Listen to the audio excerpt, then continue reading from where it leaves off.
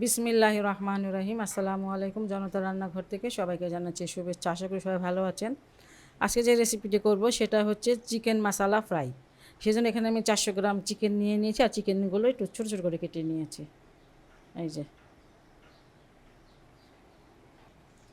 এখানে আমি হলুদের গুঁড়া দিয়ে দিচ্ছি আধা চামচ, মরিচের গুঁড়া হচ্ছে 1 চামচ, এখানে নিয়ে নিয়েছি 1 চামচ রাঁধুনি ফ্রাইড চিকেন মিক্স, এখানে 1 চামচ আছে।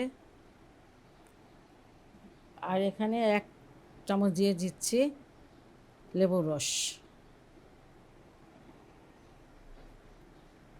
একটু লবণ দিয়ে দিলাম স্বাদ অনুসারে।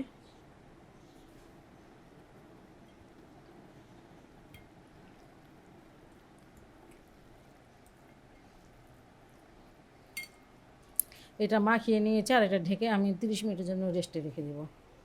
এখানে কিছুটা তেল দিয়ে দিয়েছি, আর আধা কাপ দিয়েছি পেঁয়াজ। পেঁয়াজটাকে একটু ভেজে নিতে হবে লাল লাল করে।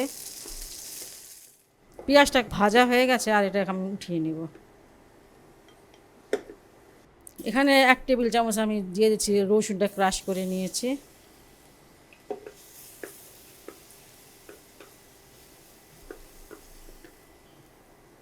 এক চামচ দিয়ে দিচ্ছি, এটা হচ্ছে আদাটাকে আমি ক্রাশ করে নিয়েছি। যখন দেখবেন এগুলো ভাজা হয়ে গেছে, একটা স্মেল বের হচ্ছে ভাজা ভাজা, তখন আপনি চিকেনটাকে দিয়ে দিবেন। এবার আমি চিকেনটাকে দিয়ে দিচ্ছি।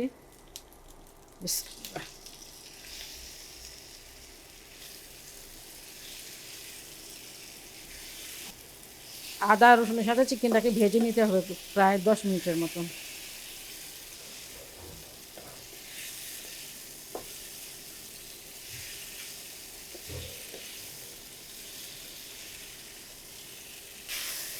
চিকেনটাকে 10 মিনিট ভেজে নিয়েছি। আর এখানে বড় সাইজের একটা টমেটোর আছে, সেটা দিয়ে দিচ্ছি। 3টা কাঁচামরিচ এভাবে কেটে দিলাম। এবারে আমি এটা ঢেকে আঁচটা কম রেখে তারপরে এটা ঢেকে দিব। 15 মিনিটের জন্য আমি চিকেনগুলো ঢেকে দিয়েছিলাম, আর এই 15 মিনিটে অবশ্যই আমি নেড়ে দিয়েছি।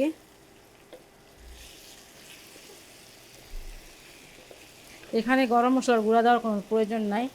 এখানে রাঁধুনি ফ্রাই মিক্সটা আমি আবার দিয়ে দিচ্ছি 1 চামচ।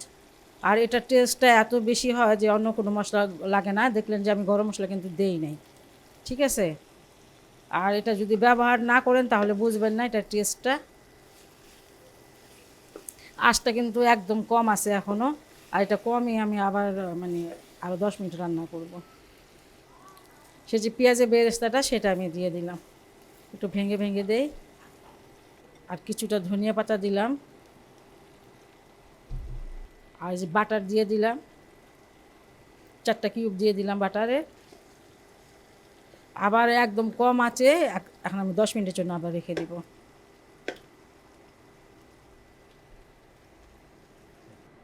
খুবই টেস্টি একটা রেসিপি, বাসাটা অবশ্যই বানানোর ট্রাই করবেন। আর যদি ভালো লাগে তাহলে আমার চ্যানেলকে লাইক করবেন, সাবস্ক্রাইব করবেন। সবাই ভালো থাকুন, সুস্থ থাকুন, নিরাপদে থাকুন, এই দোয়া করি। আল্লাহ হাফেজ।